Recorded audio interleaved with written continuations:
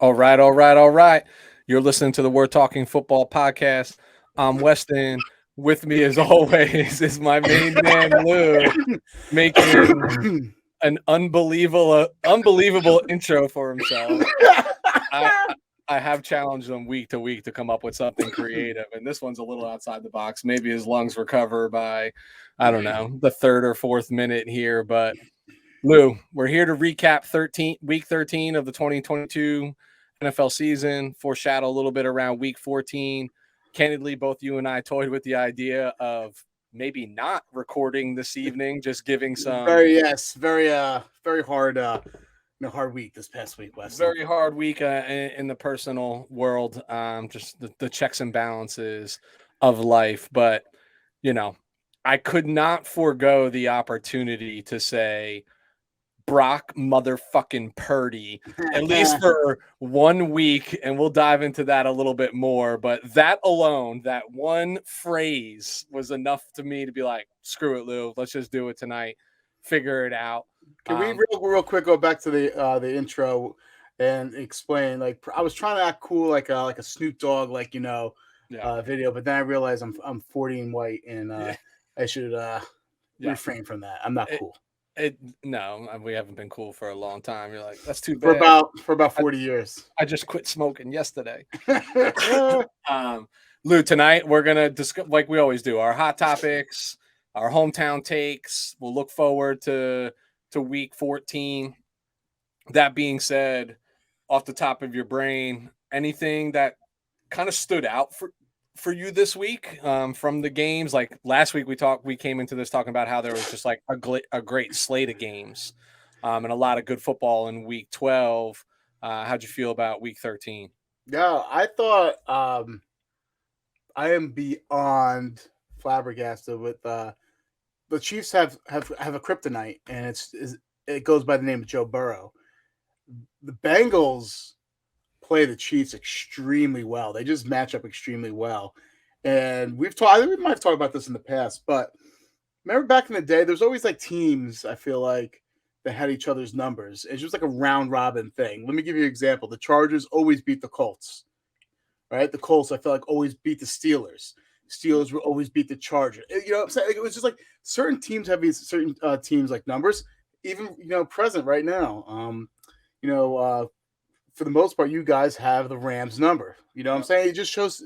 It's just you just match up well against them. But what's crazy about this, I feel like they're not in the same division, so it's not like they see each other twice a year. They have been seeing each other a lot as of like last couple of years, but it's popcorn football, bro. Just pop it up, put it in a bowl, get ready, and just watch. They're just classics. Yep, styles make fights, man. It's just the way that it goes.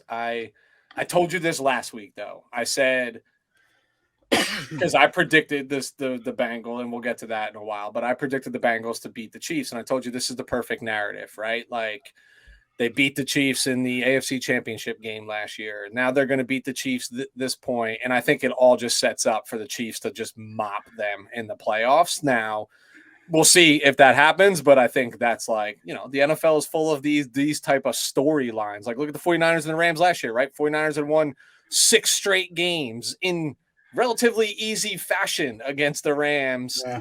And therefore everybody calling for the 49ers to win for the third time that year in the NFC Championship game, and it didn't pan out. And then for the Rams to get swept by the 49ers again this year in the regular season, right? Like, storylines like that are just made. So I agree with you, though. That does feel like a little bit of a kryptonite. And that being said, Chiefs don't tend to be a team. At least the Andy Reid led Chiefs with Patrick Mahomes as the starting quarterback don't seem to have, don't encounter too many obstacles too often. It's the reason why they've won a Super Bowl, been to 2, in his reign. So is what it is. We'll get into the week here.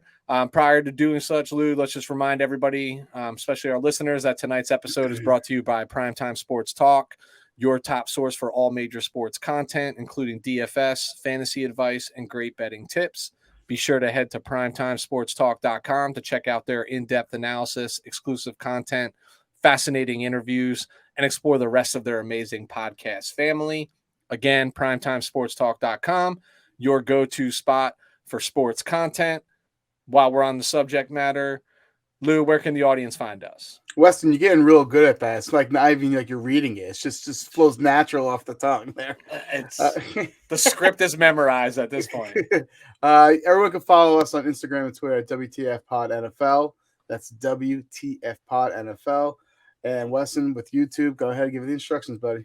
We're Talking Football Podcast. That's WE''RE, Talking Football Podcast.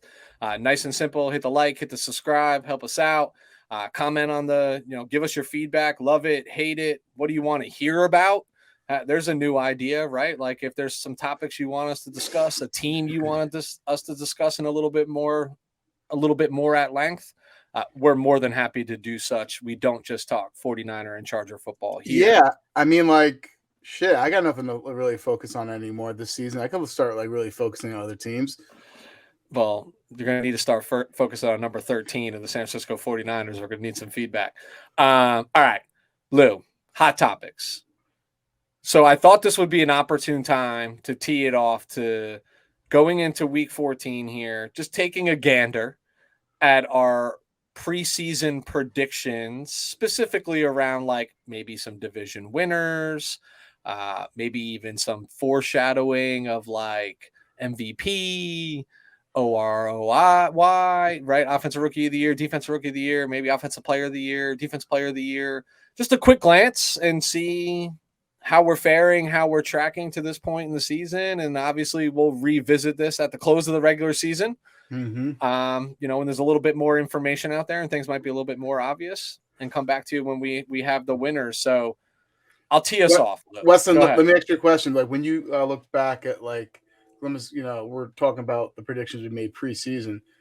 Do you find yourself you're like, it's pretty smart? Like, what the hell was I thinking for the most part? I'll just say I'm above average. Above average That's intellect. That's what she said? She's never said that about me. All right, I got a new clip I'm going to be posting. It is what it is. And it's not how deep you fish, it's how you wiggle your worm. That being said, I felt smart, but I didn't feel like a genius, right? I think some of this was obvious, specifically the division winners, where I felt we're pacing behind, if you will, is more around like the players, right?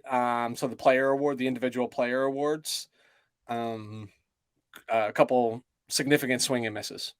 Yeah. I think I kind of like messed up on like two. More of for me is like I was really good for the most part, but there are I really missed bad on some of the teams I thought would be in the playoffs. Yeah, I mean, yes and no, right? Like if we'll get into it. Let's talk about it, right? So like, let's just quickly fly through like division winners starting the AFC. We started with the AFC North. I said Baltimore. I think you said Baltimore. Yep. There we are, right? Like as of this date, both there. Yes, Cincinnati's nipping on their heels. Yes, Lamar Jackson is out, and the narrative can change real fast. But as we sit here recording this evening, we're correct. Baltimore Ravens are in first in the AFC North. In the AFC East, we said the Buffalo Bills. I think we both probably thought this was an easier job than it's turned out to be at this point in the year based on how Buffalo's been playing as of late, and certainly some competition in the form of the Miami Dolphins and even the New York Jets, where we thought it would probably be a much easier task than it really has been at this point. Mm-hmm. Here's where I swung and missed. AFC South. I said the Indianapolis Colts. And I said because of Matt Ryan making all the difference. And he is making all the difference. Just not in the positive way. Not in the way that I was expecting. So far, I feel like we're verbatim. So we're in lockstep here. So you're saying you had the Bills in the East, the Ravens in the North, and Chiefs out West, and the Colts, right? I think we had the same exact. And I don't think it was so outlandish, to be honest with you. No. I just, you had to think that Matt Ryan was an upgrade over Carson Wentz, but he just looks cooked. He looks he doesn't look good. He looks frightened in the pocket, like unsure of himself. It's just not good. Yeah, I mean, listen, everybody for the Like longest Carson time. Wentz 2.0. Yeah, I think they thought the O line would be a lot more stable than it's been. It's been shaky. Ryan is somebody who needs protection. He's certainly not scrambling. He's certainly not buying time for himself in the pocket. He needs a clean pocket, and he can. I think to date can still pull you apart. He just hasn't had that, right? And he's had to rush throws, force throws, and then you hit the struggle bus, and then like, hey, you're the guy who's supposed to change it, and then you just start forcing everything, right? And it just hasn't bode well. I think we were pretty much in lockstep in the NFC as well, right? Like, all right, for the East, who'd you have in the NFC? The East, I did have the Eagles. Yeah, me too. Um, South, the Bucks. South, I have the Bucks as well. Again, another surprise that it's been this difficult, right? And that there's still technically 3 teams in contention for this division crown right now. Mm-hmm. But we kind of chalked up, is Tom Brady still there? Yeah, he is. Okay, like nothing to worry about, right? Yeah. For the rest of the teams. The North, I know we both had the Green Bay Packers. We didn't foresee the Minnesota Vikings playing at this level, right? Or this much competent football. And I also didn't think that we knew the Devontae loss was going to be significant. We just didn't probably expect it to be that significant. I just feel like we thought Aaron Rodgers overcome that. I mean, he's dealt with receiver. He's this whole career he hasn't. He never had those early drafted wide receivers. He's always made receivers pretty damn good. Randall Cobb, I think 3rd round pick, right? Yep. Jordy Nelson. What was that? Was that 5th? No, I think he was a second. I think Jordy Nelson was a second round. Wow, pick, actually, wow, that's crazy. So, all right, but still, like he's always made the receivers around him, better. And I figured we thought it was like business as usual out there in Green Bay, and I guess it's not. Yeah, he was a second round pick, number 36 overall. I was way off. Jeez. No, but even that Samsonite, I was way off. I remember something ridiculous about him, like whether it was his senior year or something, that he definitely had like the most there. That's what it was. His senior year, he had 122 catches for 1,600 yards at Kansas State. That's pretty ridiculous production at that time. 15 years ago, right? Like big deal. And then I think we were both way off in the NFC.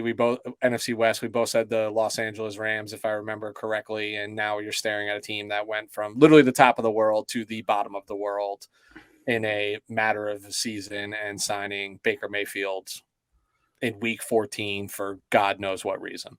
Yeah, it's crazy. We both had them.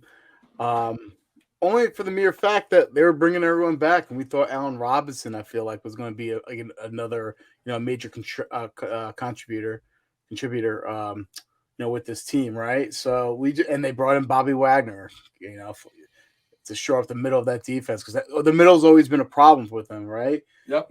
And you just felt like, Cam Akers coming back from injury, but I was really suspect on them even last year.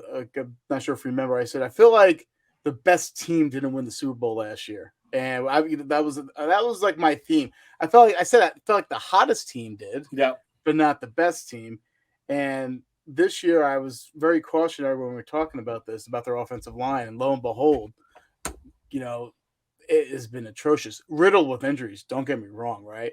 But it still has. They've always been able to overcome that with scheme. But yeah, no, I guess they have fallen far from grace. They might have, mortgaged the future to get that one Super Bowl win. And hey, you know what? If you're a Rams fan, I'd take it. Yeah, I'd take it in a freaking heartbeat, dude. I'd ride that. The last Super Bowl win I saw, I was 11 years old. That was the last Super Bowl you saw as a team, but I take it, man. You know what I'm saying? Looking at it 28 years later without that W, I take one and go. Like I used to say this to the Eagle fans. I'm like, who cares what you do for the next 10 years? You ride this, you know what I'm saying? Like, nobody can take that away from you. Bought or not, nobody can take it away from you. Yeah. All right. I think this is where we're talking a little bit like where we were probably some more obvious misses related to like playoff predictions. So I'm going to rattle off my AFC playoff teams and you rattle off yours. Yeah. Okay. Deal? All right. So I at Buffalo Bills, I had them as the number 1 seed. I pegged the Chiefs as the 2 seed, the Ravens as the 3 seed, the Colts as the 4 seed, the LA Chargers as a 5 seed, the Las Vegas Raiders as the 6 seed, and then the Cincinnati Bengals, Tennessee Titans, I had like either or in the 7th. And I think if I went back and listened to our recording, I think I went Titans. Yeah, because I remember you saying, because later on the conversation we talked about how the Titans are going to be like disappointing, and I'm like, but you had them in the playoffs. They're like, yeah, but so you had the Titans. So for me, I had the Buffalo Bills as the 1, the Ravens as the 2, Chiefs as 3, Colts as 4, Bengals at 5, Chargers at 6, Broncos at 7. And I just who really predicted the Broncos to be this bad? Or in all seriousness, you thought it'd be tough on them, right? But you think a worst case scenario, even with all the the landmines they have in the AFC West, you think the worst case was like 500 football. Yeah. 3-9. Yeah, I mean it's bad out in 3-9. Again, and most recent is basically a Lamar-less. That one hurt, man. Yeah, Ravens team that you had to play that. And what's even not only that, we talked about this last, like who should be freaking out last week, but like here you have pretty much they have invested so much into Wilson with compensation and draft picks. It's going to be hard for this team to get better if Wilson doesn't turn it around. You know what I'm saying? Like the number first rounder, that's going to miss on premium talent right now. In the camp with Russell Wilson, man. Yeah, it's not good in Denver, and we've talked about that at length on this show specifically. What about the NFC, Lou? Who'd you have playoff wise NFC? 1, I had the Rams. 2, I had the Packers. Way off. I was just a bit outside. 3, I had the Bucks. 4, I had the Eagles. 5, I had the Niners. 6, I had the Cowboys. 7, I had the Saints. So I was on a little roll there up until the Saints, but not terrible. Nothing really surprising here. No one could, like I said, we're saying that like we missed. We overestimated Rodgers' ability to carry his team. That's what that hurts us there. We already talked about the Rams, right? And for me, I had the Saints because I just thought they were such a talented team on defense that would be able to kind of drag them along. And they had, rushing attack, decent offensive line. I'm like, that's what for me. I thought there would be the 7th one, and they could just play ugly football but win games type of thing, and they ain't doing that. Yeah, I basically had like a rework of like the 2021 playoffs, right? So I had Tampa Bay as the 1 seed, Green Bay as the 2 seed, LA as the 3 seed, Philly as the 4 seed, 49ers as the 5th seed, Vikings as the 6th seed, and the Arizona Cardinals as the 7th seed. So there's 3 teams that are definitively not making the playoffs that are on that. What I didn't have that I can tell you is I certainly didn't have 4 teams from the NFC East vying for contention to be playoff teams. Did you, speaking of the NFC East real quick, did you hear what Big Cat and Barstool said? No. Like, okay, so the Giants and Washington Commanders, they tied. So the next game, they should both agree. Whoever wins this game gets the other game too. It'll be a double win. Do you agree? Like, wouldn't that be a cool concept? Like they both have to agree. If they're in for that, like, yeah, that one counts as a win too. Yeah, now you just have to get 30 other owners to sign off on that. But yeah, I think conceptually speaking, it's like, now, right? Yeah, like, hey, basically, if I win the next game, that's probably what tips the scales and eliminates the other team, right? So might as well give me the extra W, and move on. But even this, 49ers sitting in the playoffs could be shaky at this point in time. We'll see. So I won't get into like our Super Bowl picks, like our surprise teams. I want to get just spend another minute or two on like the player awards, and then we can hop into our next topic. But MVP, I had Josh Allen as the MVP. Feeling like that's probably not going to happen unless the next 4 or 5 weeks he balls out, because he's definitely, from a Josh Allen perspective, keeping this in context, has hit a little bit of a rougher skid. More turnovers. Turn the ball over too much. Yeah. Especially when you see who he's going to be compared to and how they really don't turn the ball over all that often. Who'd you have as MVP? Who I had as MVPs, who is probably the MVP right now, Patrick Mahomes.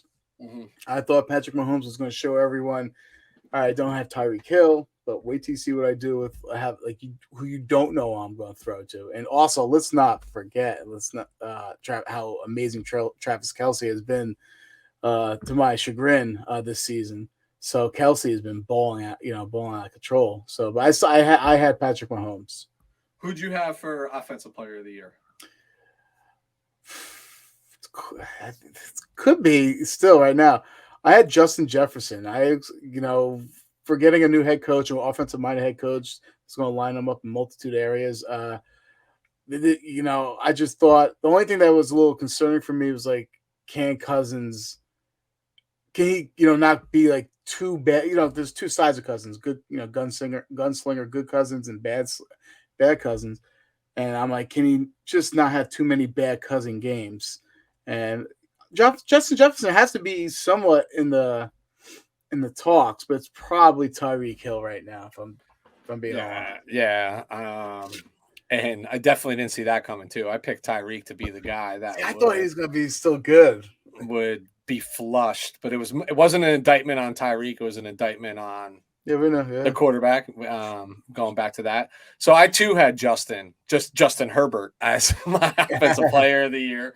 I went outside the box and said, hey, 2 quarterbacks, and I know we've never really seen that before. Usually Offensive Player of the Year. Running back receiver. Yeah, it goes to somebody different. But I had Herbert. Listen, I don't think Herbert's playing poorly. I just think there's other people that are playing better right now. This is just what it boils down to. Defensive Player of the Year, I had TJ Watt. But where I feel like now, we had a significant injury throughout the course of the year, but where I feel a little bit better about myself was my dark horse, as I mentioned, was Nick Bosa. Yeah. And he's in contention. Do I think he'll win it? I don't think he will. Who do you think wins it? It's going to be Micah Parsons. And do I agree with that? No. But I'm also not disagreeing with it. He's having himself a good year, and he's a good player. So Weston Lou, so you can see it though. You can say, it's not like he doesn't deserve it, Micah Parsons, but you can see how people would think he's a defensive player of the year. Is that what you're saying? Yes, I can see it. I understand it. Okay. I'm not vehemently disagreeing with it. What I'm disagreeing with is the narrative that people are, because again, you line them up statistically, no tape. I understand this. Bosa has outplayed him, statistically speaking, in one less full game, right? But I also think the hype, or when people want to say that he's a better defensive player, I just think he's a different defensive player that lines up in a different spot that lets him showcase more talent in every down involvement. Like Nick Bosa can't help the fact that he's a 280-pound edge rusher. That's who he is. He can't change that. That's the position he plays. You're not going to drop the guy in coverage. He's, you know what I mean? He's not chasing down running backs with a 4.3 speed, because it's not what he is. But I don't think that makes, dude, I'm of the mindset that I argue Trent Williams is arguably the best player in the NFL, right? But most people would say no, because he doesn't play under center. He doesn't touch the ball. You know what I mean? It's the same argument. Micah Parsons' position gets he has the added advantage of being you will rush the passer in rushing situations, but every other downs, you chase the ball carrier, you follow the football. So of course he's got more tape where he's around the ball carrier. It's just more opportunity based on his position. But yes, I see what everybody else sees, and he's playing phenomenal football. Like you can't take that away. Yeah, so great transition because my defensive player of the year was Micah Parsons. And for me, I mean, you know how much I love Micah Parsons from before he was on the team. You know what I'm saying? Like I sang his praises during our draft special there. But all that being said, with you allude to, for me, I think it's the fact that he's playing at such a high level in a multitude of ways because he's so versatile. The versatile, him being like amazing, like all aspects of the game. I think is that versatility. That is what attracts me to him as a defensive player of the year, as opposed to Bosa. We've seen a lot of edge rushers, and that's what they do. They're just not trying to downgrade Bosa, right? But I'm just saying we've seen like your Michael Strahans or whatever, but it's seldom do you see someone that does like a little bit of everything, and that versatility is so cool that he's so good at everything. So for me, it is Micah Parsons, and that's why I picked him out. I picked him there too because I thought he's going to be great in multitude of ways. Listen, he's having a great year.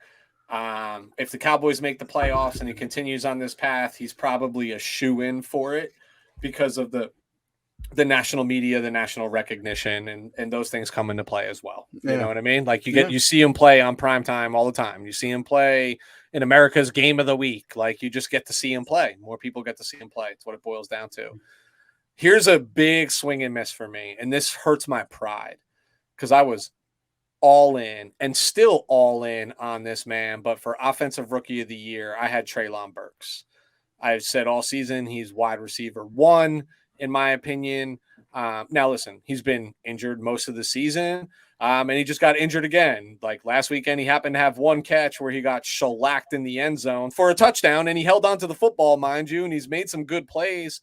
But I also think this is also, when he is there, just a pure struggle bus of an offense in Tennessee right now. Like it's if the run game ain't moving, like ain't nothing going.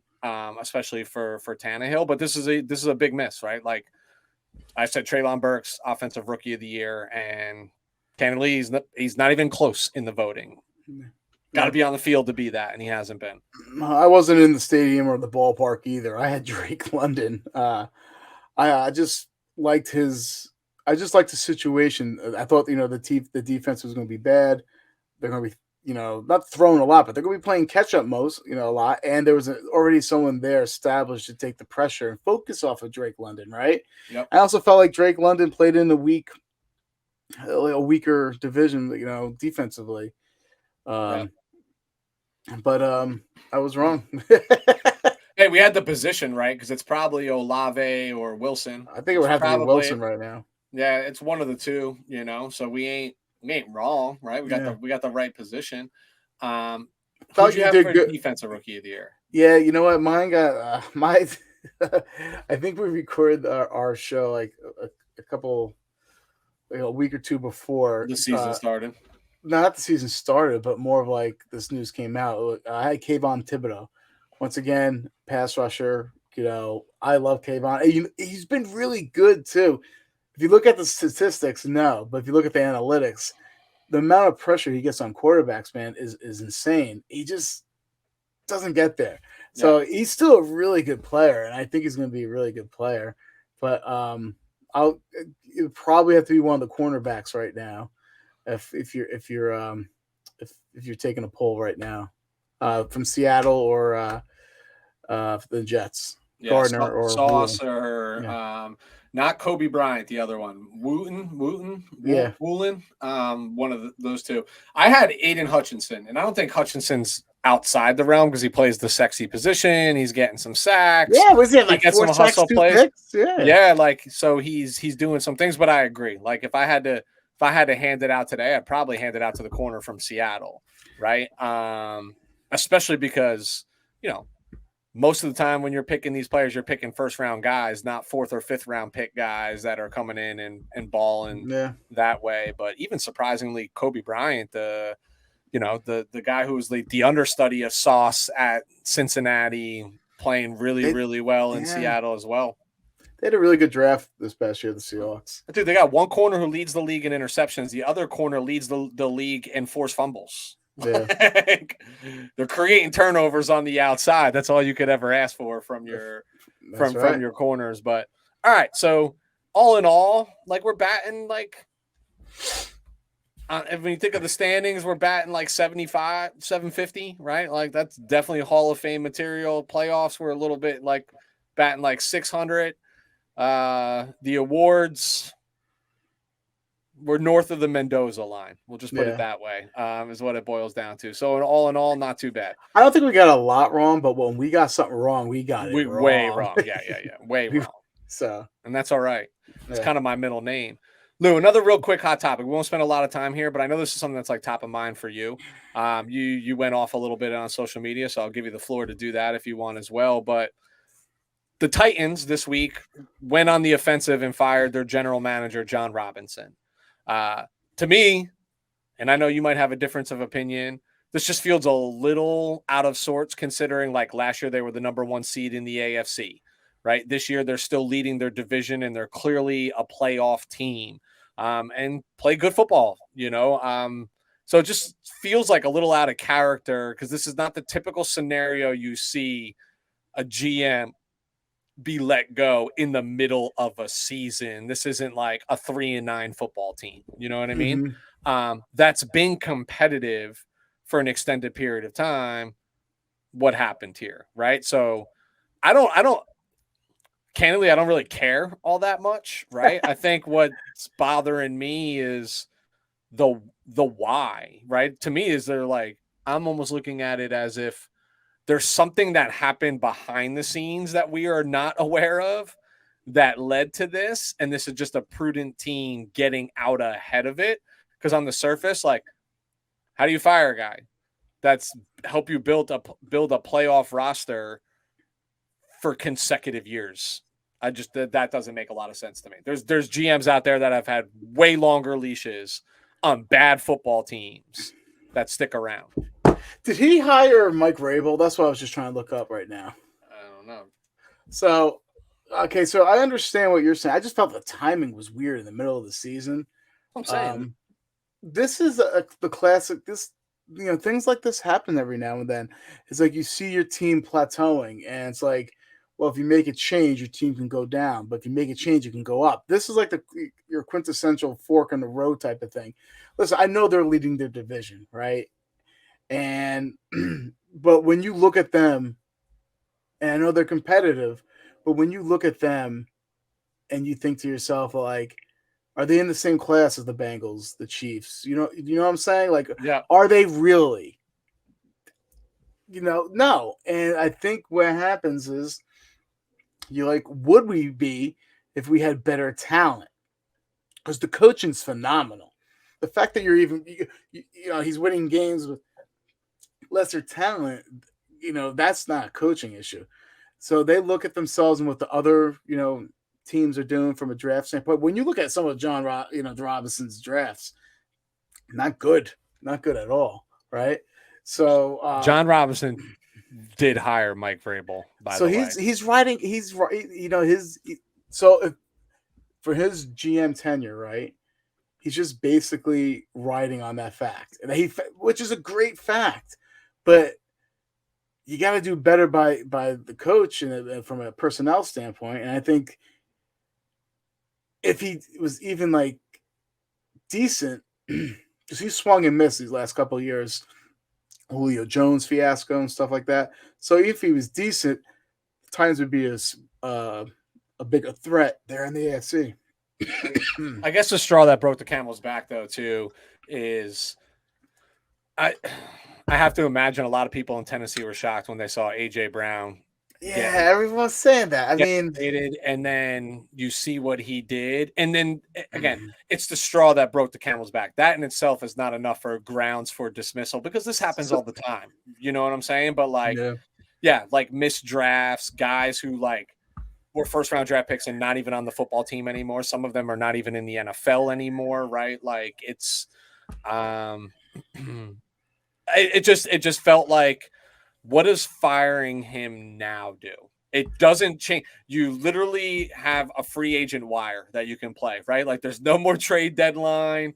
You're not even in draft preparation at this point in time, nor are you worried about what your draft pick is because like you're in You the can't playoff. hire anyone. That's what I'm saying. Like what's it just felt like this could have waited till the end of the season. All So right, that's quick question. You yeah, think there's more to this story? Are we I going to get do. as a police report coming out? Yeah, I mean, like why else? Like I honestly just don't know. Like why else? Like why now? It just feels like another distraction for a playoff contending team, unless the removal of him clears up a distraction that was going on that we Yeah. don't know about, and that's how you get the locker room back. That's why I feel like there's just more to the story. Yeah. All right. So Lou, I have one curveball here for you. Shouldn't feel much like a curveball. I text you about it, but we didn't agree to it. But we're going to talk about it real quick anyway. For the last few weeks, if not all season, all we've been hearing about is like the Odell Beckham tour and the Odell Beckham speculation and what teams is he visiting and who is he going to? Is it the Bills? Is it the Cowboys? Is it back to the Giants? Once upon a time, was it the Packers? Was it the 49ers, right? Like there was a lot of teams that were involved with this. Here's my question to you. At this juncture, walking into week 14, and he is yet to be signed, does he actually even impact a team in 2022 in any capacity on these playoff contenders? I can't imagine. I don't know. Like, first of all, we want to talk about how I feel about this topic matter. Is exactly how you felt about the prior one with the Titans. This one, I can give a shit less. To be honest with you, uh, a guy coming off of 2 knee surgeries in back-to-back years. I feel like it's kind of like that.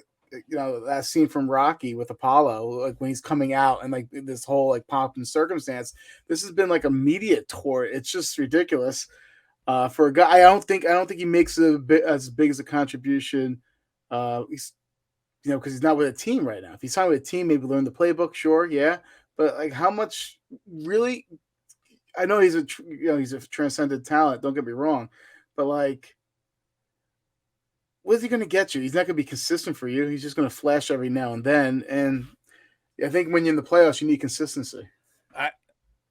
So I too don't really care about the subject. I just needed to get some of this stuff off my chest because I am actually a huge Odell Beckham fan. Oh, I loved Odell Beckham coming out of LSU. What I loved about him prior to his combine is he wasn't a big stat guy. I just saw a lot of LSU games by chance, not because I follow the team like heavily, just happened that season and I just watched this guy make like insane catches. I was like, how does nobody know about this guy? And then he did what he did at the combine and everybody knew about this guy, right? Like I own his New York Giant jersey because I was a big Odell Beckham fan in his early, then he became the true prima donna and I fell off that bandwagon. Here's the short of it.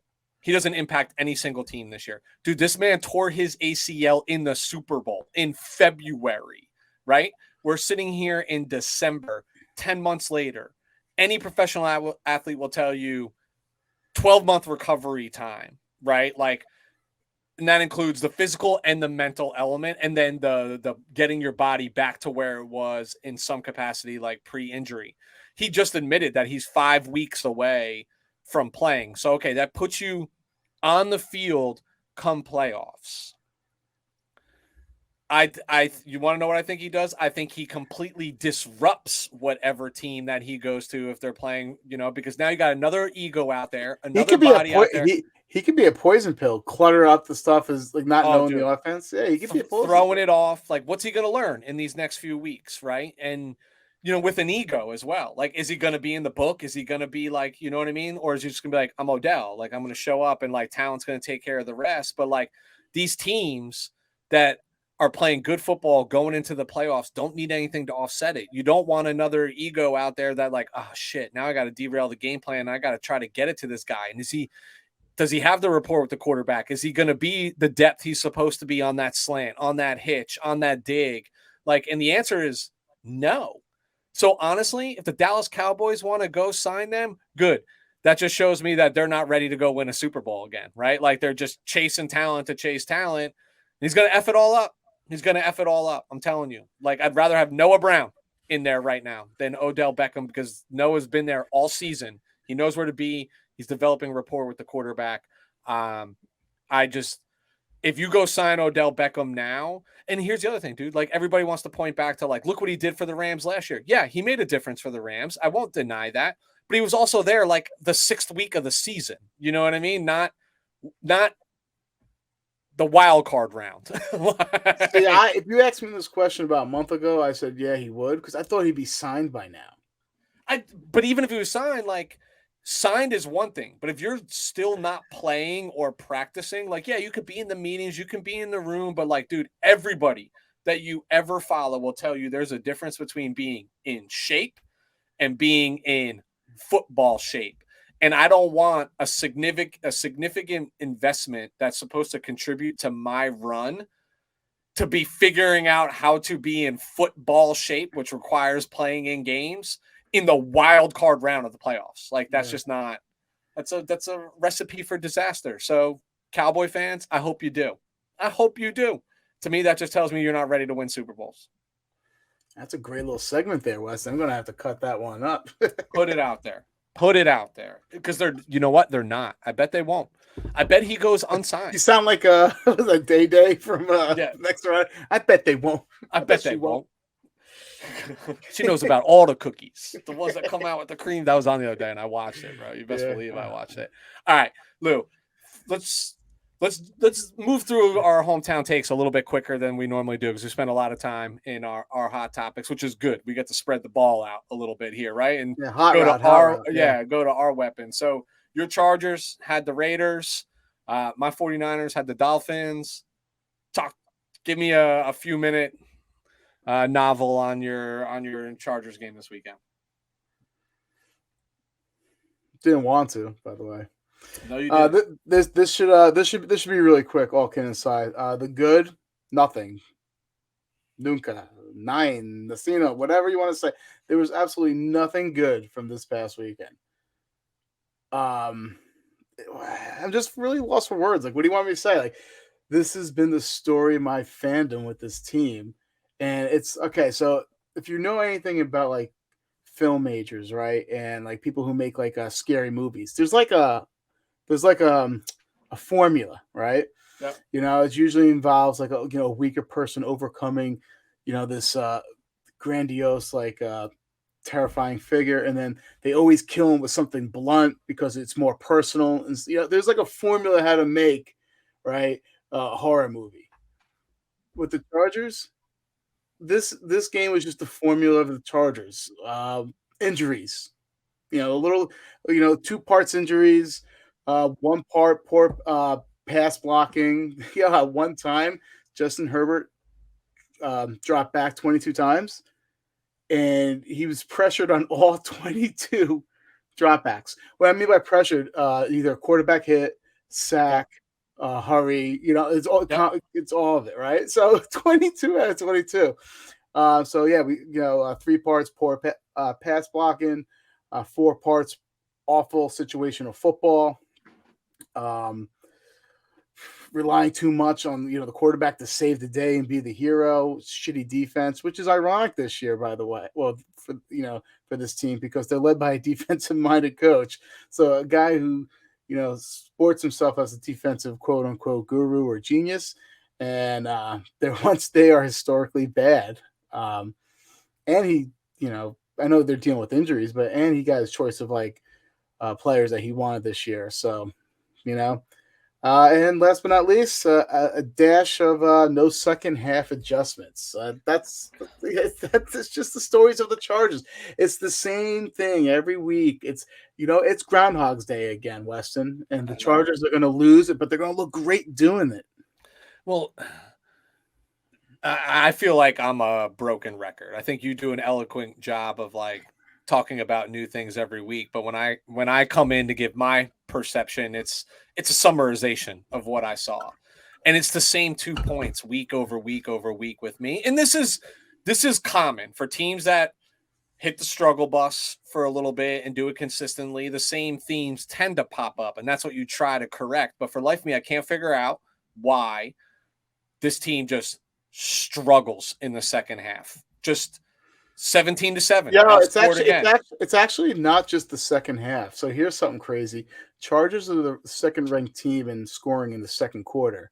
But if you look at their first, third, and fourth quarters, they're in the mid 20s. So they only score in the second quarter, and then they don't score again.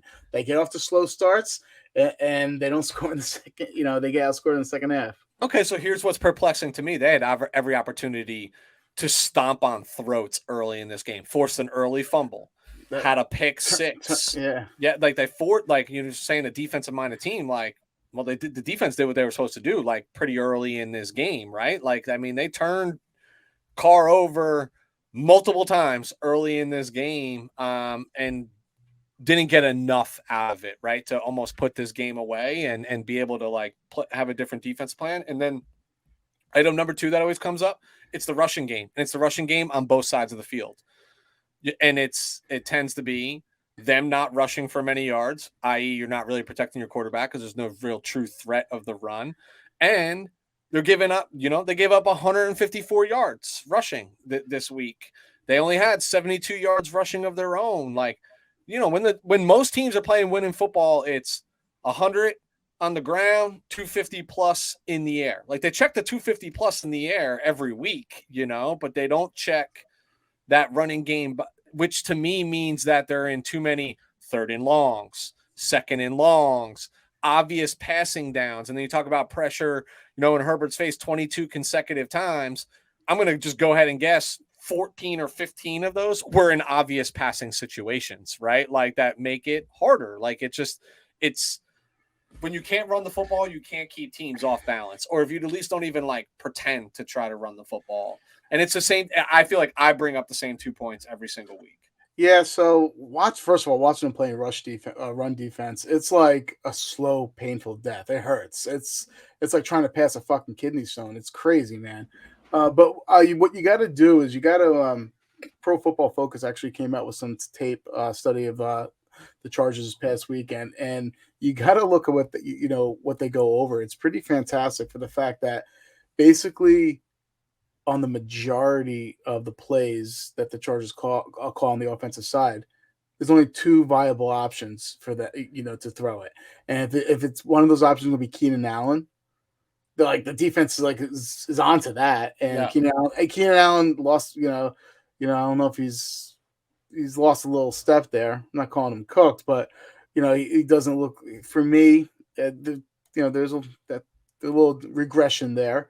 And then for the rest of their plays on the outside and the boundary, they just rely too much on their receivers getting open, like one-on-one, like and one mixtape basketball type stuff. And they just get open. Like, it's just one-on-one. You got to beat your man type thing. So it's it's like 6 minutes. It's fantastic. And that's why Herbert checks down so much. So you got the offensive coordinator, and then you got on the defensive side. There's, once again, even though they invested so much among the, that front, defensive front, they're decimated by injury, so you cannot ignore that. But that being said, they weren't all world beaters, in the beginning of the season either. And they do have one of the worst second and third lines of defense when it comes to tackling. Like, they cannot tackle. They can cover ground and all, but they cannot wrap up. Interesting note, though, in the first couple of games when Joey Bosa played, no one ran over for 100 yards. From them. So that's kind of crazy, right? So can one man make that much of a difference? I don't think so, but it's just they had to overcome too much, and that was like a death blow to him. I don't think Joey Bosa comes back, because I don't think they're really going to be in playoff contention. I mean, that's neither here nor there. But that's I think Bosa's decision to come back depends on how they play this Sunday night. Yeah, it has to. At this point, it has to be like, how close are we really against the playoffs? How much, what? And here you are, you're talking about Odell Beckham. Like, how much of a factor will he be? He'll be a factor.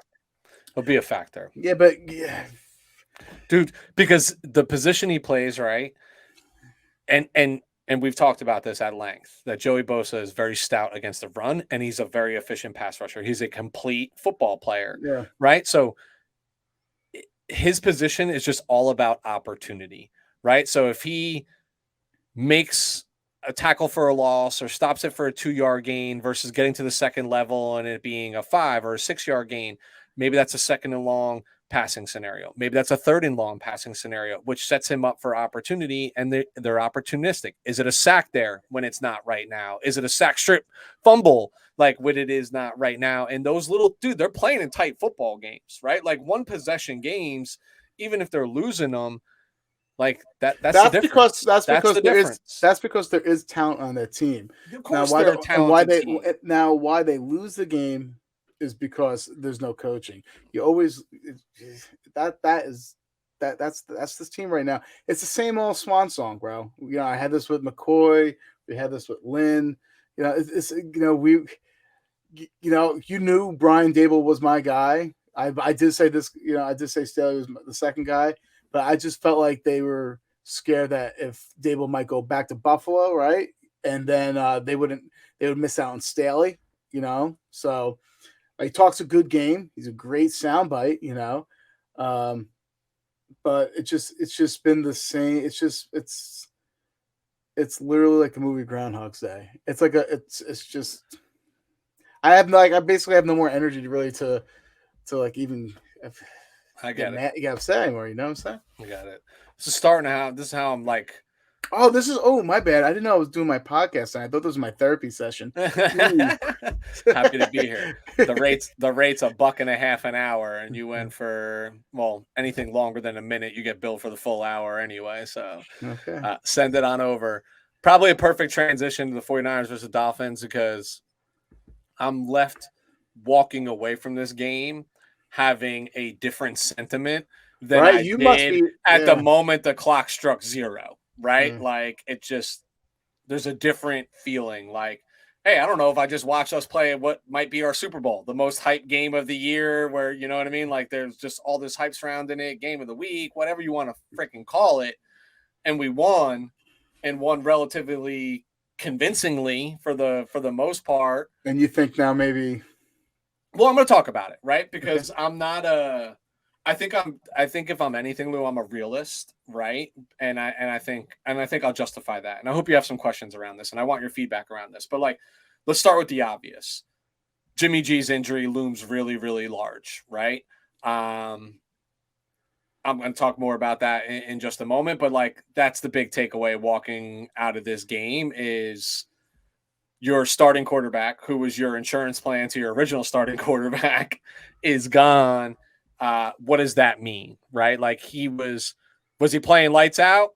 No, but he didn't have to, right? Like, he was doing everything he was supposed to during this winning streak, and now he's not there.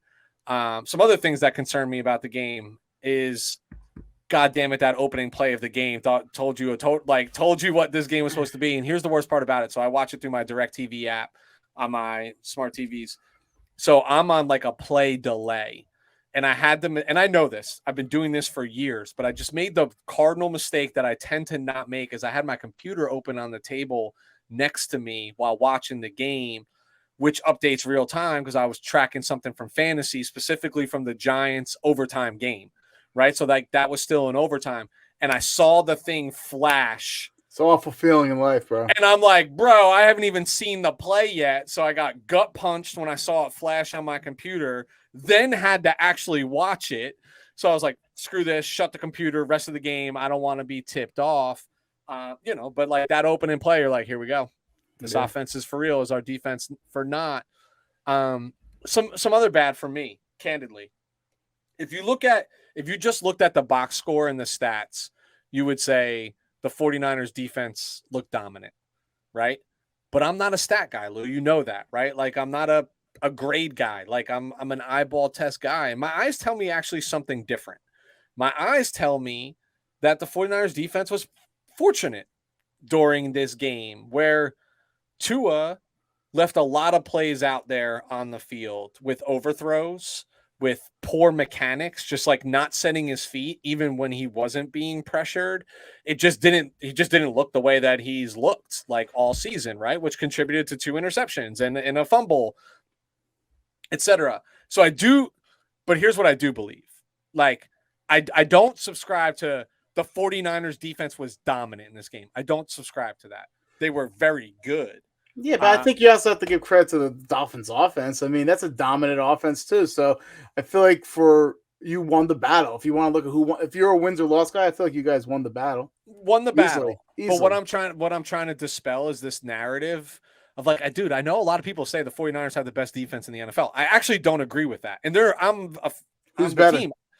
I don't know, but I've just seen too much like fortunate. Like I could go back to the Saints game the week before, dude, like and watched Andy Dalton and you're always put the ball right in the fucking face masks of people and then drop passes. You always have games like that, man. You're always, but like I've seen enough. Every defense has. Yes, like and listen, you can't even play defense in the NFL anymore. Like I don't know why anybody would want to be a defensive back in the NFL anymore ever again because you can't play it. But like I saw missed throws, I saw things, I saw open receivers run down the field that Tua wasn't looking at. All stuff that I used to see from Jimmy all the time, I saw from Tua. But I do think defense does contribute to that. I think the reputation of the defense makes you that clock in your head's moving a little bit faster than it really is. So even though the pressure wasn't there, was the ghost of pressure there, right? Yeah, like those sort of things. Or like I also think that like, hey, some of his receivers might have got bumped off routes a little bit, right? Like where they just didn't have a free run and where they were expected to be. So I again, man, the defense played well. Listen, you guys play so fast. It's like it's just very overwhelming for offenses. Like how quickly you guys swarm to the ball. So yeah, I mean, of course, that's just the you know the lore of that defense. Yeah, you're right. Of course, he's going to think that hey, I got to speed up my my decision making. It's the ghost of Christmas past, right? Yeah. Like it's. Let's get to the good because I don't want to spend too much. I want to spend time on a point, but I don't want to spend too much time on like this game itself. I started the show with this, and I'm going to come back to it because it does make me feel good to say Brock motherfucking Purdy, right? Like Brock Purdy, bright spot in this game. Good. We'll come back to this in a second. Some other things. The 49ers have won 5 straight. This was the biggest game in those 5, right? Like team with the winning record, playing well on a winning streak of their own, all the hype around this game. And it didn't, from my chair where I was sitting, hey, my team didn't disappoint, right? Like, they showed that they belonged, especially considering the circumstances. Mm-hmm. What I liked about this game is like, dude, all the playmakers were involved. Everybody had touches. Debo's weren't the sexiest, but like there were some physical plays, some strong catches. Same with Ayuk. Juice getting the ball. McCaffrey, 140 something total yards, right? 80 receiving, 60 something rushing. I told you about Jordan Mason, right? Like he was averaging 7 yards a carry. And he just feels like that dude who's like, the 49ers as of late have been leading with the pass to then open up the run game for them, where it used to be vice versa. Like when we get into the third and fourth quarter, if you're playing a tight ball game or you're trying to control time of clock, like Jordan Mason just feels like this hammer, dude. Like he just runs hard. He's faster than he looks faster and looks more explosive than Elijah Mitchell, but you get the same result. Falls forward, gets positive yards, and gets chunks of positive yards. Like, do I want Elijah Mitchell instead of Jordan Mason? Of course I do right now. But I'm saying like it's a nice 1-2 punch for sure. And then I just mentioned about the defense, right? Still some positives, right? Like they completely removed the running game from the Miami Dolphins. Mike McDaniel, the guru of the run game, right? That we all talked about in the offseason. Kyle Shanahan, specifically D'Amico Ryans, was ready for it. I mean, dude, they had 33 yards rushing. There was a point in this game where they didn't even pretend to rush the football. And that's not how that offense is set up, right? Like that's not how our offense is set up. They forced 4 turnovers. 3 INTs, a fumble recovery for a touchdown. Bosa had 3 sacks, like another bright spot. So again, defense played well. I don't think they were as dominant as the stat line shows, but they played really, really good, sound football. Considering if you look at both of Miami's scores, essentially minus the field goal, one was the first play of the game, was just poor tackling angles in pursuit, busted coverage to the house. The big one to Tyreek Hill, busted coverage, right? And Tua put in a spot where only his receiver can make the play. But there was nobody down there, the safety bit, and it was just somebody chasing the fastest man in the NFL. But that was it. Everything else was nice and tidy. But I want to come back to this Brock Purdy thing. And I want your insight on this, because here's the facts. Here's what I do know. Trey Lance was your starting quarterback to start the season. Jimmy was kept around to be the insurance policy for that, where many people would say that Jimmy was going to always give this team a better chance. Great. He's there just in case. The just in case happens. Hey, this team's winning. All of a sudden they got themselves in a spot to, they are first in the NFC West, right? They're sitting as the 2 seed in the playoff standings at this moment in time. And then it changes. And now you have Brock Purdy, who is Mr. Irrelevant, right? So the last pick in the 7th round of this year's NFL draft.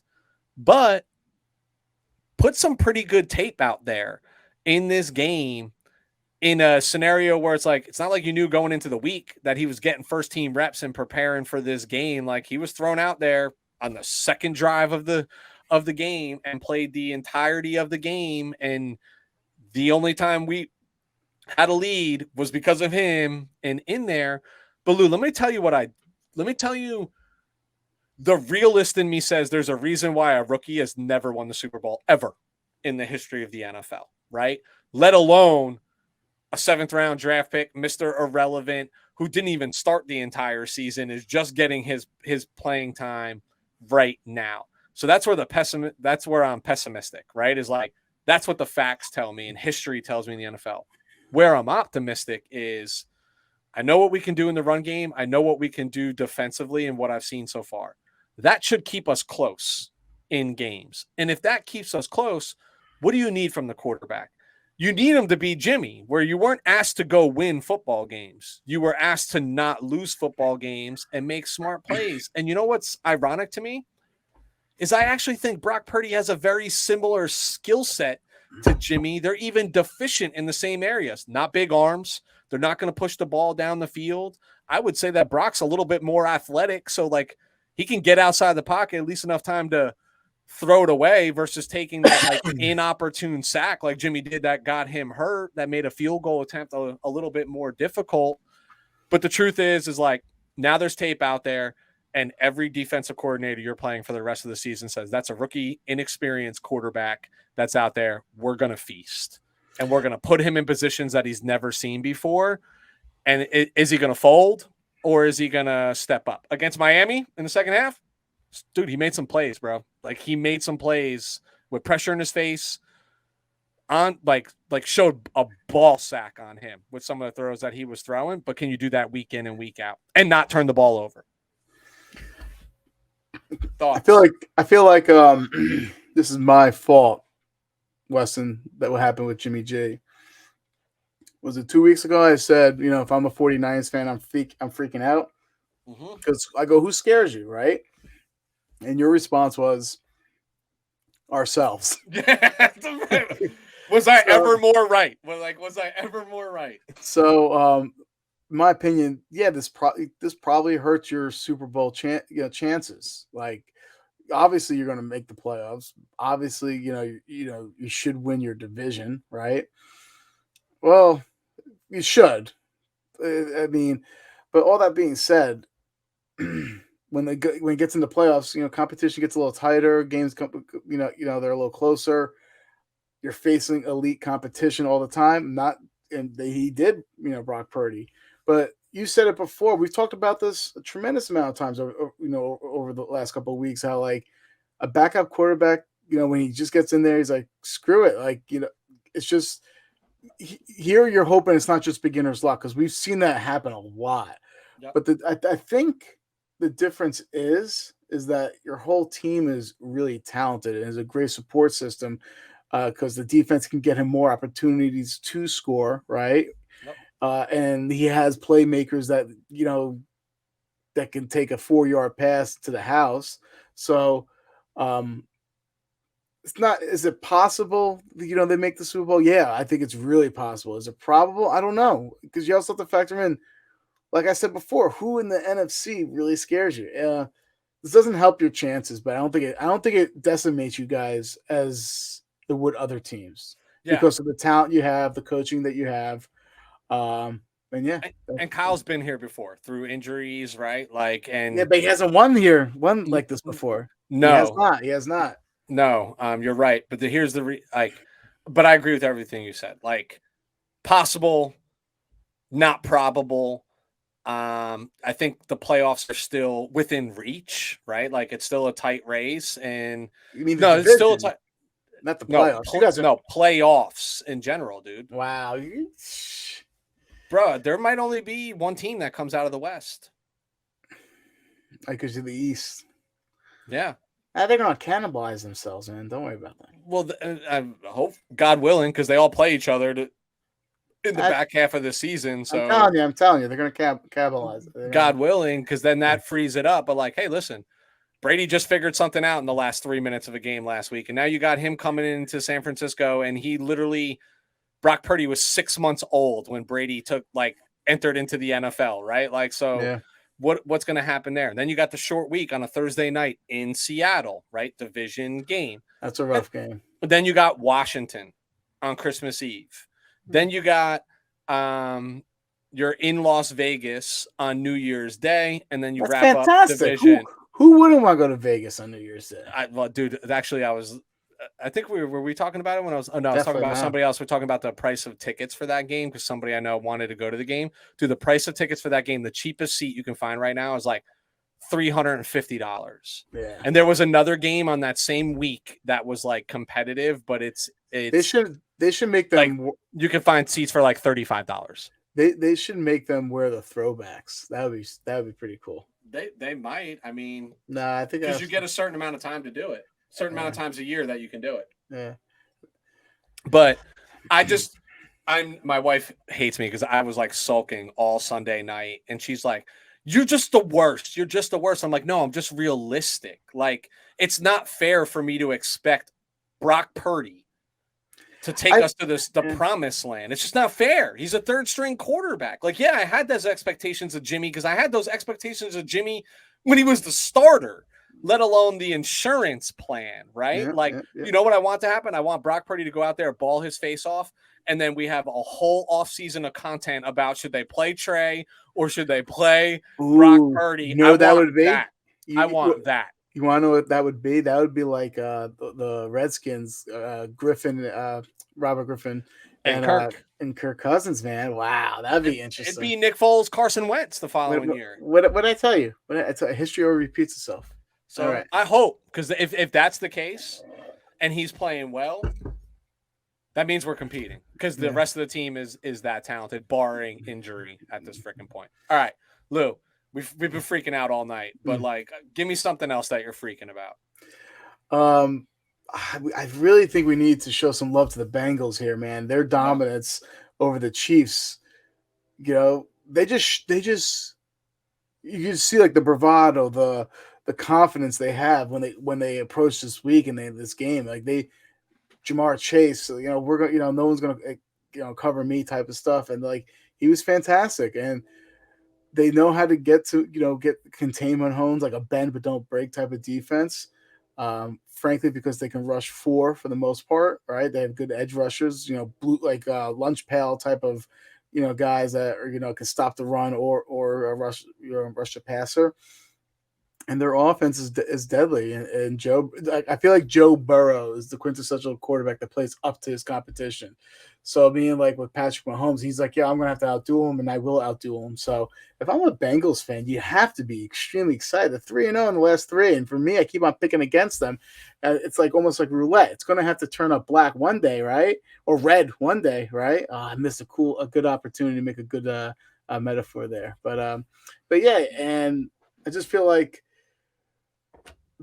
it's just they have their number, and that definitely gets into your mental psyche after a while. Yeah, I listen. And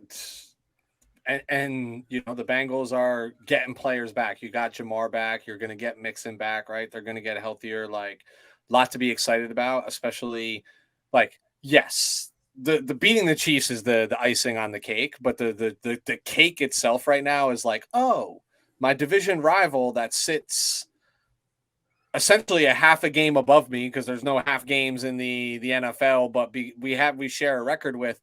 Their star quarterback is going to be out for probably at least 2 weeks. Like, that's our opportunity to make the ground, pull it away, get a home playoff game. Like, all that looks really good for the Chiefs. For the Bengals. I had the 49ers here, but we kind of went into that before, so I'm not. So I'm a positive freaking out, and this is the only one I have outside of the 49ers. But the Detroit Lions, right? Like, I never miss an opportunity to praise the Detroit Lions on this podcast. But, dude, once upon a time, they lost 5 straight games, right, during this season. Now they've won 4 of their last 5. The defense, which was the Achilles heel, has actually been improving. And the offense has actually been humming, right? Both the run game and the pass game. You know, Jamal Williams has had this he's just a touchdown magnet, you know. I own him in a fantasy league, so I love him for it. But, like, Jared Goff is playing good football. Remember when we talked about Jared Goff being traded last year? We said bridge quarterback. Like, this guy's their quarterback right now. Like, he's moving the football. He's doing things. Now he's also playing in, like, a win-win scenario because nobody had expectations this is going to be a playoff team or anything like that. So you can go out there and wing it. Almost feels like he's a backup in a starter's role.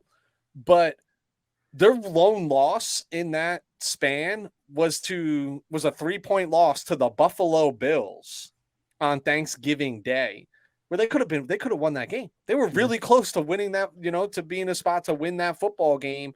And as crazy as this sounds, even though they're sitting at 5-7 right now, and by the way, I said they'd win 7 games this year, and I'd say that'd be a win for them. They're sitting at 5-7.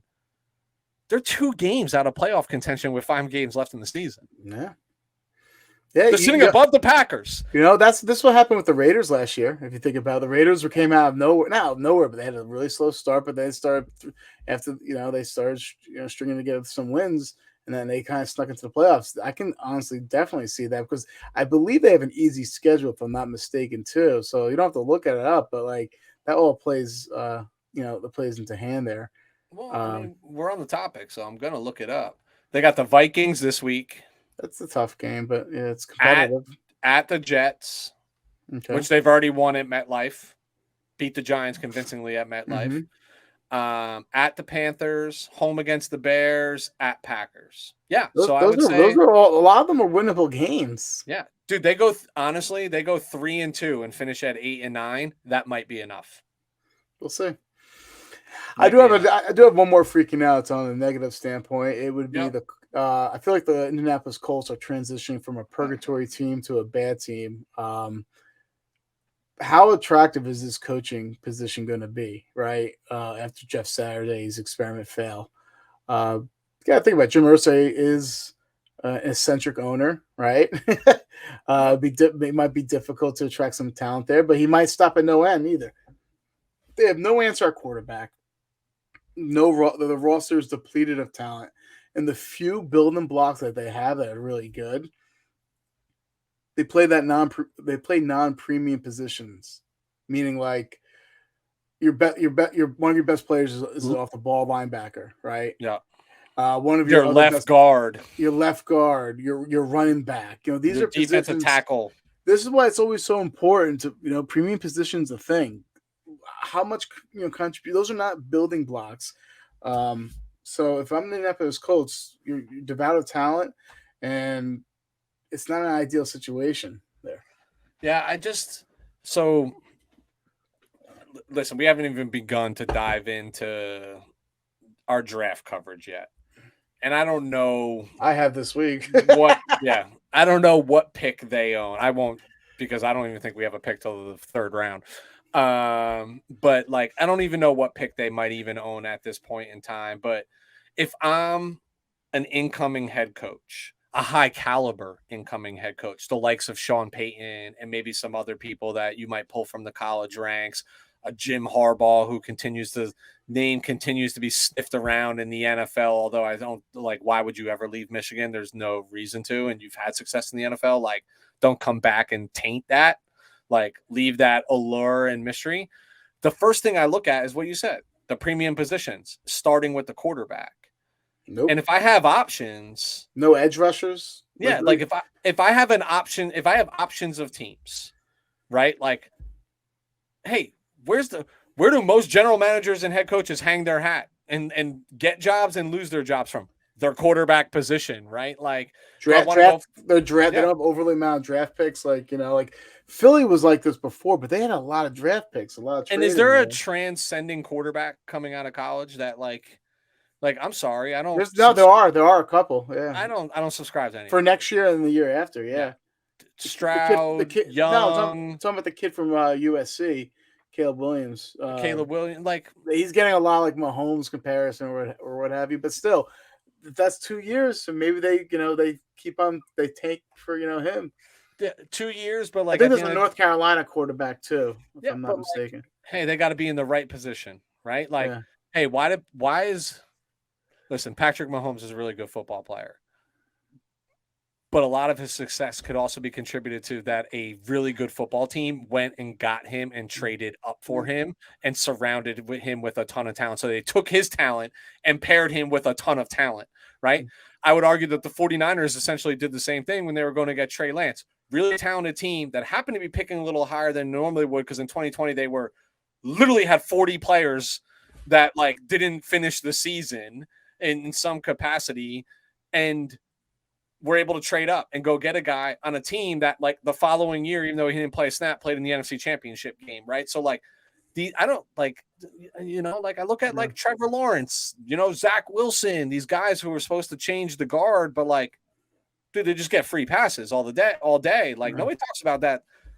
The fucking Jaguars are still abysmal, like it like, so that's what I agree. What I'm saying is I agree with you around the Colts and saying that the problem is going to run deeper and longer because I don't know if this team carries the appeal of luring in like a highly successful like head coach. Like you're going to have to roll the dice on a first time head coach, right? Like you're not going to lure anybody in because it's fucking Indianapolis in the grayest state of all time, Indiana, from a weather perspective. You're not the prime market and you don't have the prime position.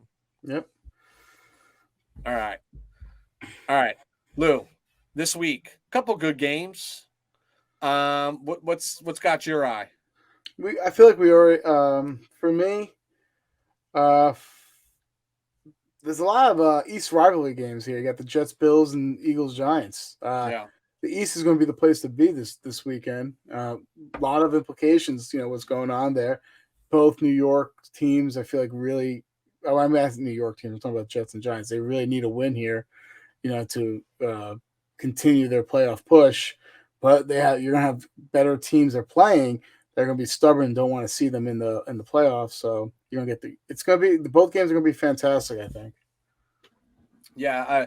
So I won't state the obvious because I had both those games on my docket. I obviously had the Niners at or the Bucks at the Niners just because you're going to hear all the talk about like how Brady could have been a Niner and still could be a Niner at the end of this year to just throw that into the quarterback controversy going on in San Francisco. But to not take the games that you talked about, I think I'm most looking forward to your game Sunday night.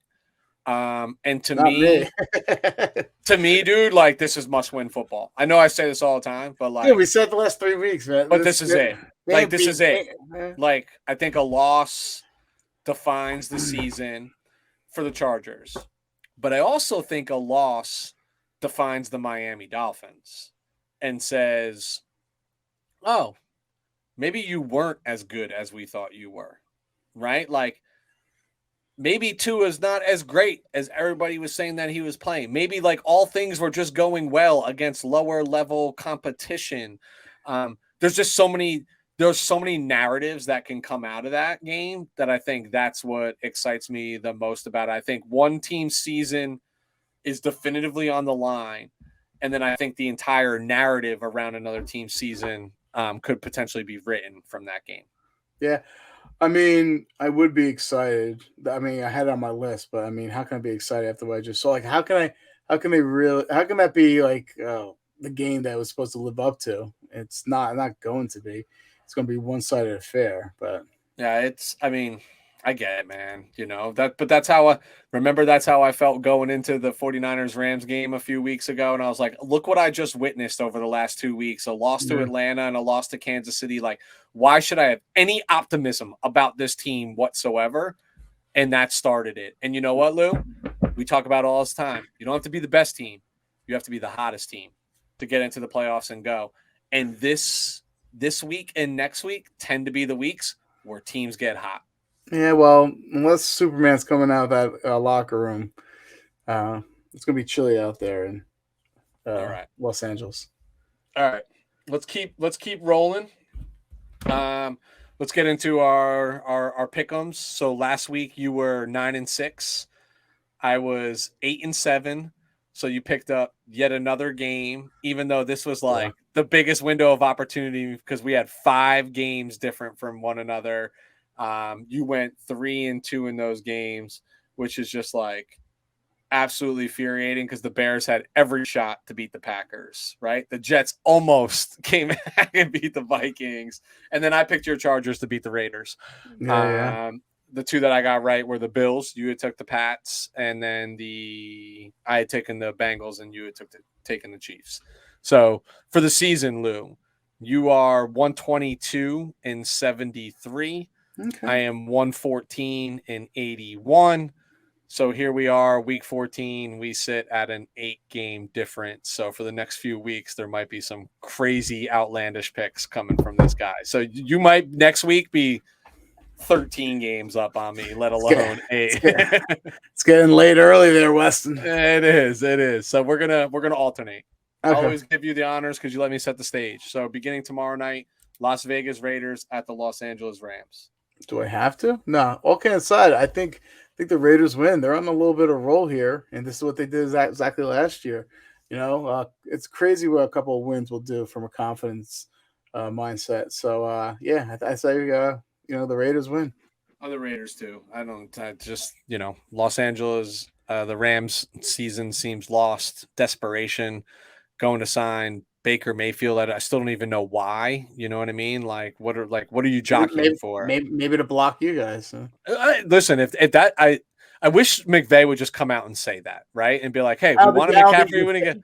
Can't say that because of why? You basically have a toxic, quarterback in your locker room. Then, like, hey, we didn't really want you, but I just don't see the long play here. Like, if Stafford's back next season and this isn't like a career-ending injury for him, which it's not, like, is Baker really your starting quarterback? Like, he didn't catch on in Carolina. He's going to catch on here. I just don't understand. Well, maybe they're grooming him to be Stafford's replacement.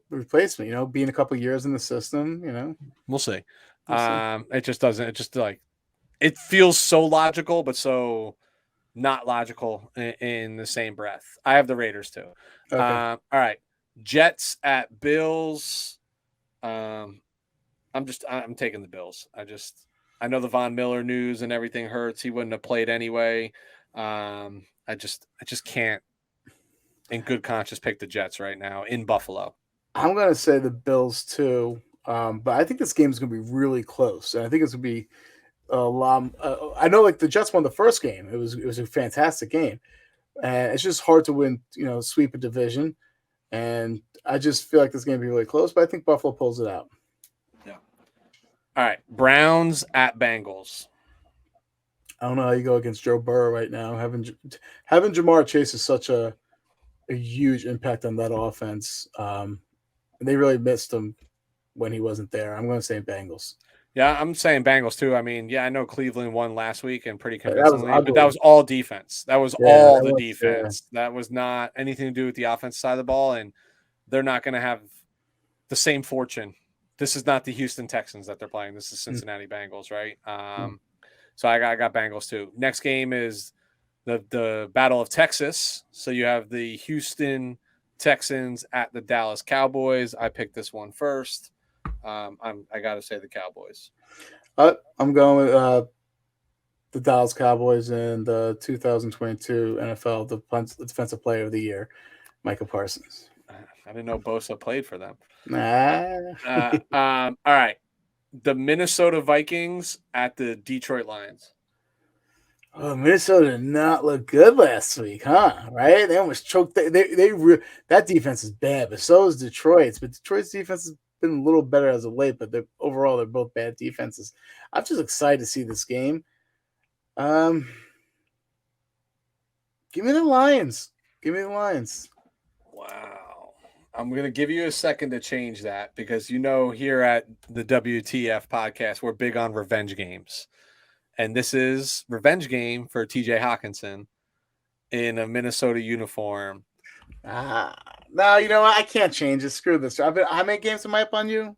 You're up 8. You know what? I'm gonna stick with my gut feel. This was a gut feeling, man. Dude, it's so funny because I was picking opposite you of this game no matter what, right? Like if you took Vikings, I was happy to take the Lions. You take the Lions, I'm happy to take the Vikings, right? This was a good game to do that, yeah. Yeah. I feel right in either side of the equation. So, All right. Jacksonville Jaguars at the Tennessee Titans. I think Titans, they right the ship here and they beat the Jags. Especially Trevor Lawrence is all busted up. Yeah, I'm Titans as well. This doesn't feel like the week I can make up a lot of ground based on these games. The Philadelphia Eagles at the New York Giants. I don't like how the Giants have been playing as of late, so I have to go Eagles here. I'm going Eagles as well. The Giants never play the Eagles well, and they never play them well at home, even though it's a home game for the Giants. So I'm Eagles as well, unfortunately. But this bodes well for the 49ers because I need the Giants and the Commanders to start losing football games. That gives us a little bit of buffer to find the playoffs. But all right, Baltimore Ravens at the Pittsburgh Steelers. Baltimore is -1 Lamar Jackson. And why I love Huntley, I really do. I'm rolling the dice here. I'm taking Pittsburgh. In Pittsburgh, that's the only difference for me. Ooh, I kind of wanted to go Pittsburgh here too. Damn, I did not think you were going to go Pittsburgh here. Screw it. I'm up 8 games. I'll this is me, letting you in. I'll go Ravens. All right.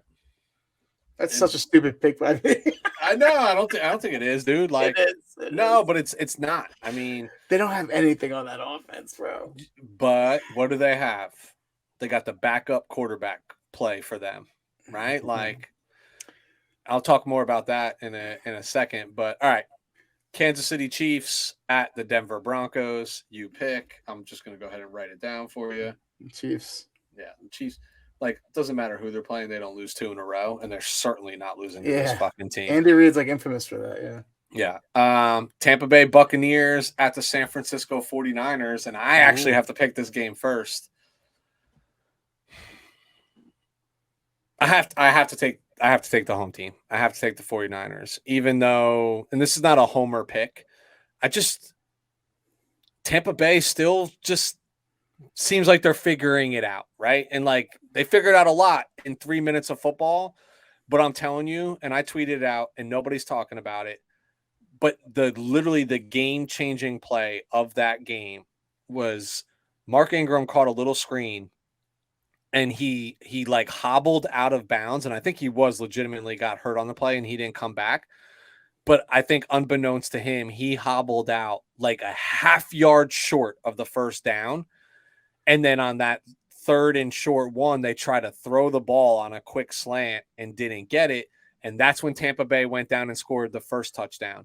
And the whole momentum changed. If Mark Ingram gets that first down, another minute and a half comes off the clock. And that final drive that Tampa Bay put together is not even possible. It's not even a thing. Like it changes entirely. So again, I know that was vintage Tom Brady. First time he's actually ever done that. In his career with like down that deficit with that much time left. But I think that's like a huge emotional win for them. And now they got to go on the road. They're facing an entirely different defense, an entirely different offense. I don't know, man. I guess the homer in me is I am taking the 49ers, whether it's Brock Purdy or not. Yeah, no, I'm going with the coaching here for this one. So I'm going with the Niners as well. You hate oddballs.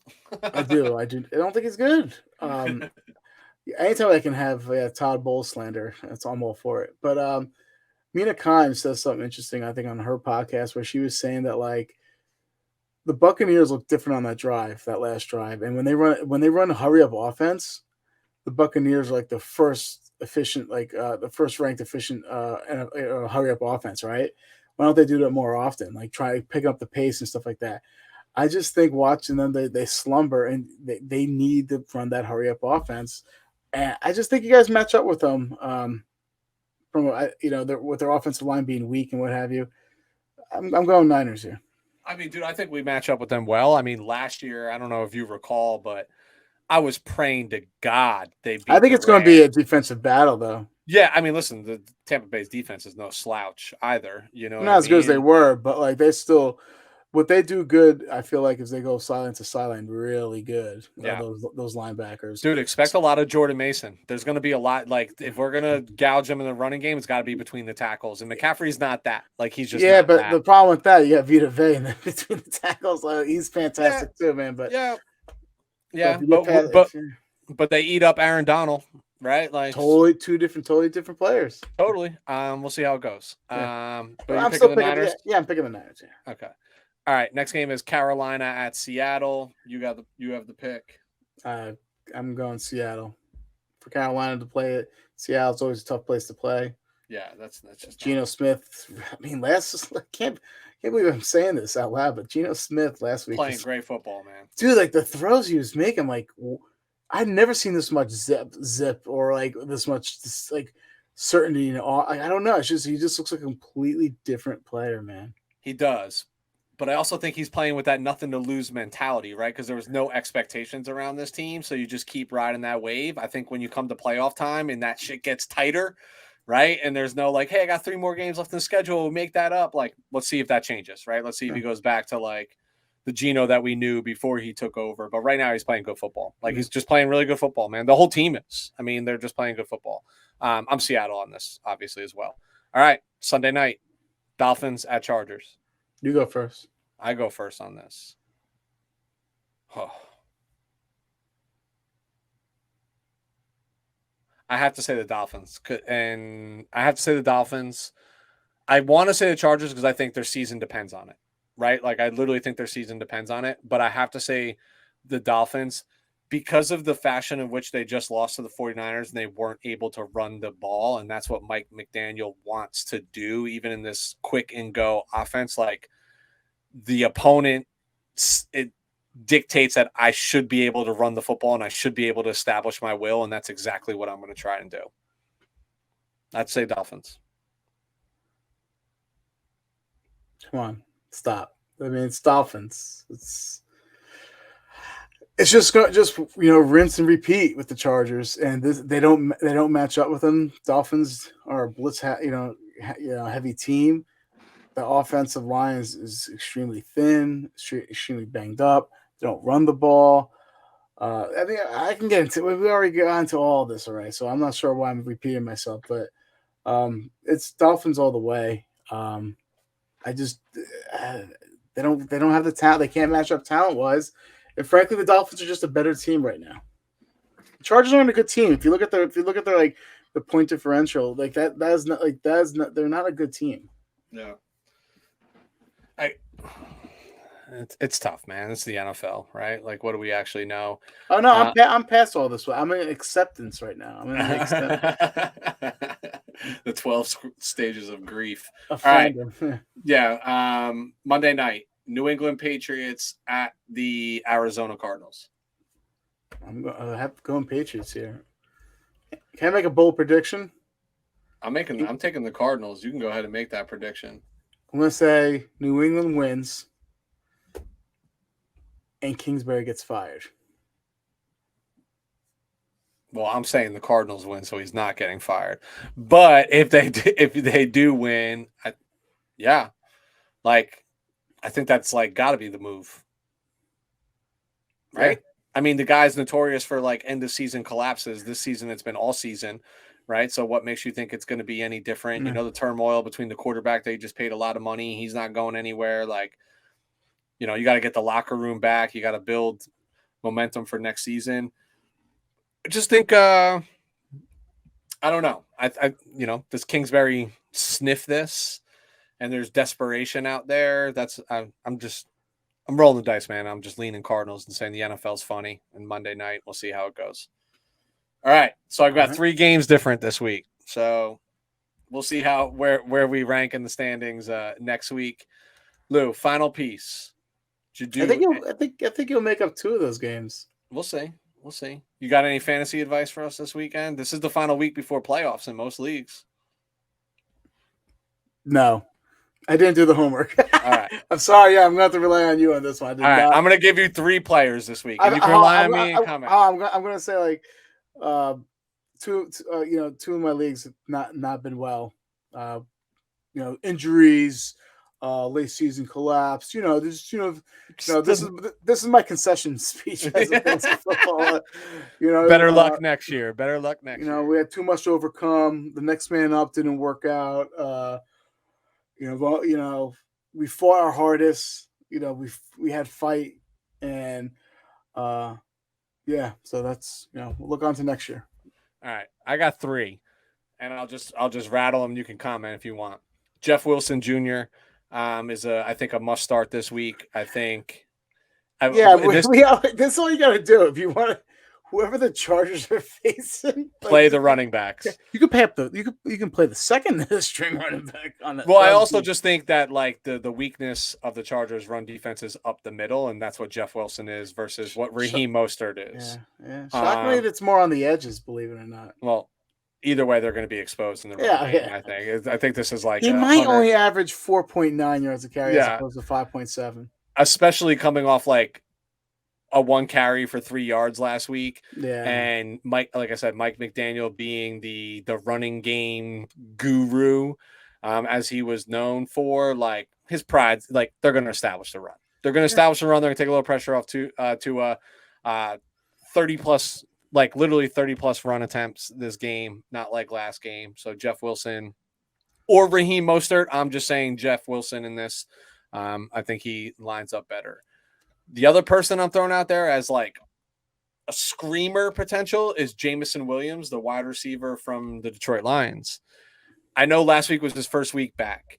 I know he only played 8 snaps and had a single target, but Dan Campbell came out and said how this was much more about like just about game preparation and letting him go through the motions and being on the sideline, getting out there for a few snaps. The guy's talented, man. We all know that. Talent for days from Jameson Williams. And this is a big game for the Detroit Lions. And we talked about some struggles from Minnesota defensively. I would not be shocked to see like not enough attention paid to him by the defense and him capitalize off of that in the second game back. So that's my thought on Jameson Williams. Yeah, the first one was obvious. The second one, I feel like it's a sneaky one. Maybe a week too early, but it's a sneaky one. Like maybe he pulls out 1 catch for 64 yards and a touchdown type of stuff. That'll win you your week. Yeah. In some instances. My last one, I have a third, is the aforementioned Tyler Huntley. No Lamar Jackson for the foreseeable future. We've seen this before where Huntley's come in and played, at least from a fantasy perspective, very good football for the Baltimore Ravens. And I just expect Greg Roman's going to let him ball, and I think why he has carried such a fantasy appeal is he's going to run the ball all over the place. He's going to scramble and run all over the place. He's going to get you at least a rushing touchdown, a passing touchdown's an added bonus. So you're going to see 50, 60 rushing yards from him. You're going to probably see 200 passing yards from him in the game. And fantasy speaking, like if you're in a tough spot for a quarter, like this is a guy you should absolutely play in Lamar's absence. The game plan doesn't change a lot. It doesn't change a lot from, that's one of the appeals and why they paid him so much money to stay as a backup here, because the offense doesn't have to change when Tyler's in versus when Lamar's in. It's just one does it a little bit better than the other. That Pittsburgh defense isn't all world beaters either. It's not like the ones of years prior. I like the Huntley one too, because he can win you. He can get points a multitude of ways. Those running quarterbacks.